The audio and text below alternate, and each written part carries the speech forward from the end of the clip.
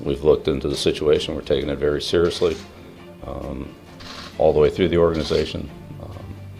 Sure, there are questions, but I'm not going to be entering into a discussion about that today. So we're up. Bill, were you aware of the lawsuit when you signed Antonio Brown? I'm not going to be expanding on the statements that have already been given. Don't you think the fans deserve to hear a little more from you on when we know more, we'll say more. That could impact the team? Yeah, I just said that. Don't you think fans deserve to hear a little bit more? When we know more, we'll say more. Are you preparing to have Antonio Brown at practice today? Yes. And are you preparing for him to play on Sunday? We're taking it one day at a time, just like we always do. Are you preparing for the possibility that he could be on the commissioner's? We're preparing for one day at a time. That was Bill Belichick this morning with regards to the team's plans for Antonio Brown. We begin NFL Live this afternoon with what we know now. Antonio Brown is the subject of a civil suit accusing him of sexual assault. Brown's former trainer, Brittany Taylor, has accused him of 3 different incidents of sexual assault, including an alleged rape. Taylor's lawsuit says the first 2 incidents came in 2017 and that Brown raped her at his Miami home in May of 2018. His lawyer, Darren Heitner, says the Patriots wideout has denied emphatically all allegations. The Patriots released this statement last night. We are aware of the civil lawsuit that was filed earlier today against Antonio Brown, as well as the response by Antonio's representatives. We take those allegations seriously. Under no circumstances does this organization condone sexual violence or assault. The league has informed us they will be investigating. We will have no further comment while that investigation takes place. Brown's agent, Drew Rosenhaus, also responded. The moment I learned about the lawsuit, Antonio and I have been unfortunately anticipating this possibility. And what I want to emphasize is that Antonio takes these allegations very seriously. He is a loving father of 5 children. I myself am a father, and I have 2 children, 2 daughters that I love very much, along with my wife. I wouldn't be doing this interview if I didn't believe Antonio. These allegations are false. I am very confident that his legal team has facts that will prove this. All we can ask for is that people keep in mind that this is a civil matter. What I want to emphasize to everybody is please allow the situation to play itself out. Antonio will cooperate. He will cooperate with the Patriots, with the NFL, with any investigation, with the NFLPA, and in time, Antonio will be cleared. These allegations in the lawsuit are false. They are not true. They are absolutely untrue. Mike Reiss joins us this afternoon from Foxborough, where the Patriots are practicing, including Antonio Brown. Mike, what more can you tell us? Well, Wendy, the theme here from the Patriots today is that they're standing behind Antonio Brown for now. If there was one word that would sum up that news conference with Bill Belichick, it was tension in that room. Bill Belichick saying we're taking this very seriously throughout the organization. When we know more, we'll say more. So that ended after about 4 minutes, Wendy. Then we raced out to practice, and Antonio Brown was there, and all we really saw was players jogging back and forth across the field. So it was actually more notable what Antonio Brown was wearing than what he was doing. Temporary jersey number 1. Of course, we know he's number 84. That's what he's known for, but that number's taken here in New England by veteran tight end Benjamin Watson. And so they put him in a temporary number because receivers can't wear numbers in the single digits. And then I would go inside the locker room, Wendy. You know, Bill Belichick was asked, will Antonio Brown play Sunday against the Dolphins? He said, we're going day to day, and that reflects how the Patriots are approaching this, sort of introducing Antonio Brown to their culture. And one way they did this is his locker is just a few away from Tom Brady in the locker room. Tom Brady has spent a lot of time with Antonio Brown off the field earlier this week, and today their first chance to work together on the field. Mike, thank you. Back here, Coach Jack Del Rio, Ryan Smith, our chief legal expert here at ESPN, and Josina Anderson joins me. Ryan, I will start with you because I think it's important to make the distinction at this juncture between a civil lawsuit and any criminal charges. Right. And right off the bat, he is not being charged with any sort of criminal charge. So when you have a criminal charge, you're talking about the potential for jail time, things like that. That is not happening here.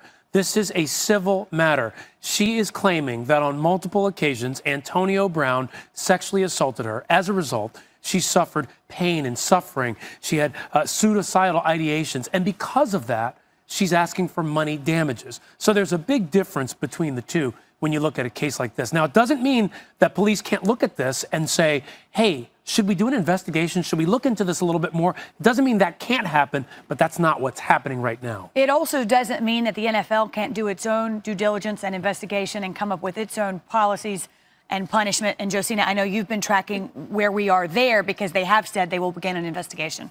Well, yeah, the league certainly has the right to start their own investigation. And as Ryan noted, the police can also open up their investigation. Per what we know now, she has not filed a criminal report. In her lawsuit, though, she denotes that she has text messages that she alleges are from Antonio Brown, in which he's alleged to use lewd and profane language, allegedly calling her the B word, the H word, all of these other things that in and of itself could be looked at as, not suitable for someone who is a part of the National Football League outside of the actual aggressive act of rape that he's also alleged to do. I think where we are right now is that Antonio Brown is at practice. His lawyer, Darren Heitner, has said that any legal remedy is at his disposal in terms of defending himself, including a countersuit that could be for civil what is the word that I'm looking for? Well, he could be trying to sue for any sort of countersuit of civil penalties, or try to say she tortiously interfered with his contract. Civil extortion is what I was looking for. Extortion. Yes, These are potential claims. Potential remedies are for civil extortion that he could potentially file, and that also that he vigorously says that on any occasion that he did not do anything, not just some of it, nothing, vigorously saying that, and that he's doing so because he wants to clear his name and also protect himself against these false accusations, not just himself, but also other NFL athletes in the future. So, Ryan, I'll ask you in just a minute what the due process is for a civil suit and where we go from here, but I want to know, Josina, where we stand with the NFL. What happens next in terms of the league? Well, the league has the ability to put Antonio Brown on its exempt list, kind of like it did with Adrian Peterson back in 2014. The difference with Adrian Peterson at the time is that he had a charge of child endangerment on him, whereas this is a civil allegation at this time. But either way, the two key words as it pertains to Antonio Brown with respect to the commissioner, I feel, is conduct detrimental, because if you look at the CBA in Article 46, that still gives the commissioner a blanket right to make his own assessment as to what conduct detrimental is, regardless of whether he's charged or found guilty, whether it be these text messages, whether it be, all of these things that he's been dealing with as a whole. That could be anything.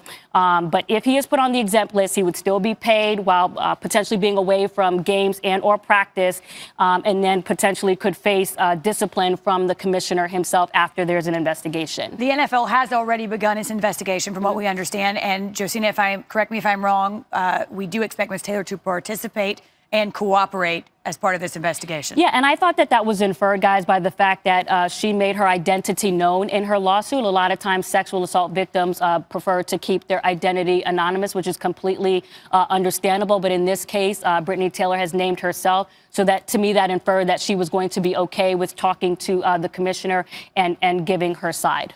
Ryan, what's the due course here now with a civil suit? Well, now it depends on a lot of things and where he wants to go from here. The first thing that will happen is he's going to answer this civil complaint, basically denying, as his lawyers already said, everything that happens here, making the case that this didn't happen, it was consensual sex. From there, we see how the court process plays out. If you're a regular person walking around and a case like this comes at you, you might think settlement. Antonio Brown has a very different circumstance. If he settles, how will that look? How will that be read? And plus, he's already stated to his lawyer, they want to fight this.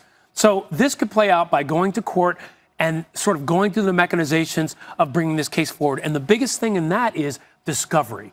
Now you're at an interesting point, because if you are Antonio Brown and you don't want certain things being misconstrued about this case, your background, anything like this, that stuff's going to come out. Now you've got the other side saying, you know what, provide everything related to this case. I want to see your phone. I want to see documents. I want to see this. I want to see that.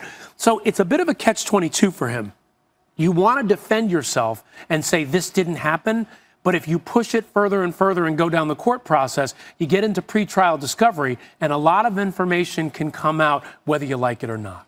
And I just wanted to say, too, with regards to this situation and anything that becomes litigious, it's really not about, what you know, particularly in a situation, that is he said, she said. It's going to be about what you can prove, right?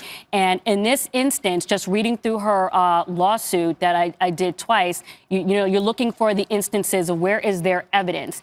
And in her lawsuit, after she alleges that Antonio Brown performed a sexual act near her, she says that she told her mother and that she told Antonio Brown's chef. So those were two things that I noted that she said that she did. She's also producing text messages that she says are from Antonio Brown. We'll see if Antonio Brown specifically denies whether those are from him. I thought it was also interesting that she is demanding a trial by jury in front of people. That would be interesting if it actually went to that development. And then that she also said that after the alleged rape, that she reported this to a rape organization, that they didn't necessarily get her message, but that she put in the message. And I think what lastly is noteworthy is that as of right now, we're not aware of a criminal report. And in a case of sexual assault, typically one of the things that you're looking for is to see if a victim performed a rape kit on them. And as of right now, we're not aware of that. Certainly, if that was the case, that would be physical evidence to help bolster her side. Whether you're talking about a league investigation or a civil suit that will go through the courts, one key word here is time. This takes time. It could take weeks, months, years. It will take a great deal of time. For the Patriots, time is now. They have to make a decision, Coach, right now. They have a player on a roster and a game on Sunday. Would you put him on the field this week? They do. They have a big decision to make. Week 2 coming up. All right. As the head coach, I'm saying, Mr. Commissioner, all right, league office, give me some guidance. I'm saying ownership, give me some guidance, okay? I'm a head coach. I'm not a lawyer. I'm not practiced up in the law. I don't know those things. We have to lean on the experts, okay? This is obviously a very sensitive issue. A very strong allegation has been made, and it needs to be handled the right way. And understand this, there's a precedent that's going to be set here, okay? And I just want people to visualize, let this be Super Bowl week rather than week 2, all right? The same thing could happen just days before the game, before a Super Bowl. If there's an allegation made like this, does that mean the star quarterback or a running back can't play? So the league's got to work through this, come up with a decision. But to me, this is it's very delicate, and it'll be interesting to see how the league handles it. Two last points I just wanted to make. In her lawsuit, she also claims that she was, that she had a polygraph test administered. I'm not sure that would be admissible in a civil, setting. So I wanted to definitely point that out.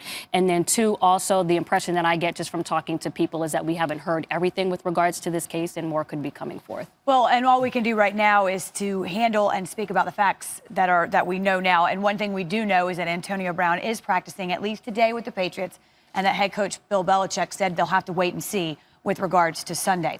Still to come on NFL Live, we will hear from Mark Ingram. We'll talk about the Ravens, that strong week 1 showing. He'll also talk about Lamar Jackson and where that end zone dance went. Also, the Panthers look to bounce back after their week 1 loss. Cam Newton says fantasy football might have been a factor in Ron Rivera's game plan. That's probably why we ain't doing no deep passes, right? Because he ain't picked me for his quarterback. That's all, man.